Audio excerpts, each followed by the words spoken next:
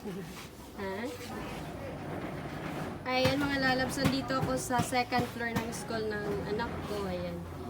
Andyan mga lalabs, maputik pa dyan kasi lakas ng ulan kahapon. Sobrang lakas. Ito yung bell nila tuwing recess mga lalabs. Ayan. Hanggang dito to mga lalabs school nila. Ayan, meron nagko-construction dun sa baba.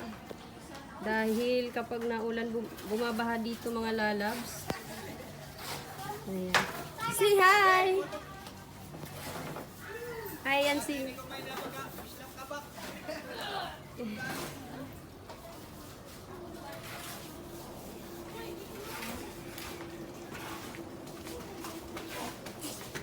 Dito ko sa likod mga lalabs. Ayan. Dito sa likod naman is... Yan. May mga bahay dito. Ito yung room nila ng anak ko. Ayan. Magano pa ako mga lalabs, maglilinis pa ako ng upuan. Yan ang dumi kasi yan. Lilinisan namin yan mga lalabs.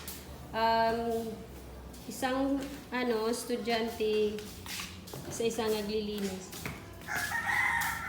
Wala pa dito yung picture nila, yan. Dito yung picture nila. Andun pa sa labas, sinahantay ko.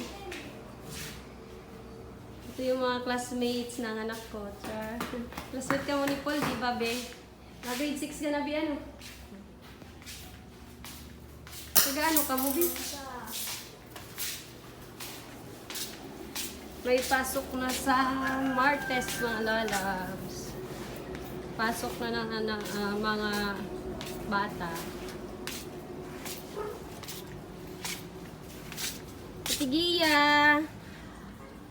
Tigiya, naglimpyo ka na, te? Ayan, naglinis na daw sila ng upuan.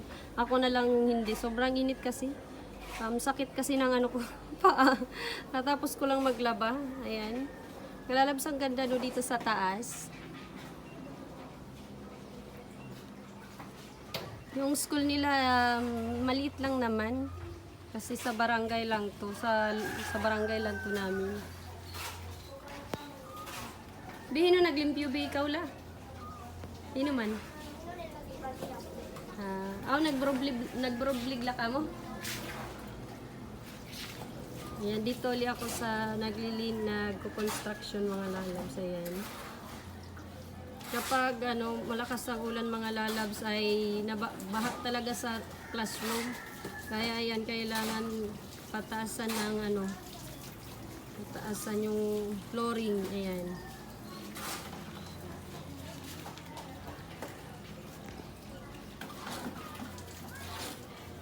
Construction sila mga lalabs. Balik ulit tayo dito. Inaantay ko yung teacher nila mga lalabs. Hindi pa naman dumating. Si Ate Gia yan. Yan, meron doon nag-i-snack. Yan, doon naman I love.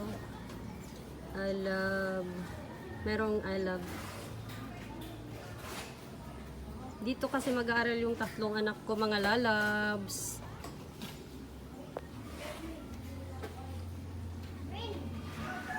Ito naman sa baba, may mga goma. Yan, may mga tanim yan, mga lalabs.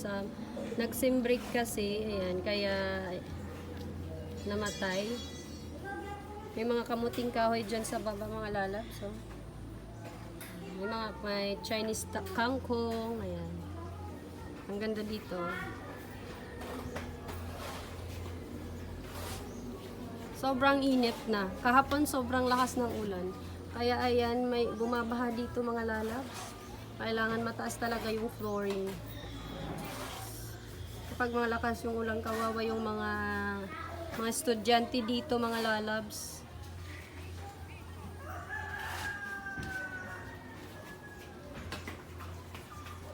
Diyan sa likod, may mga bahay yan. Sa likod dito.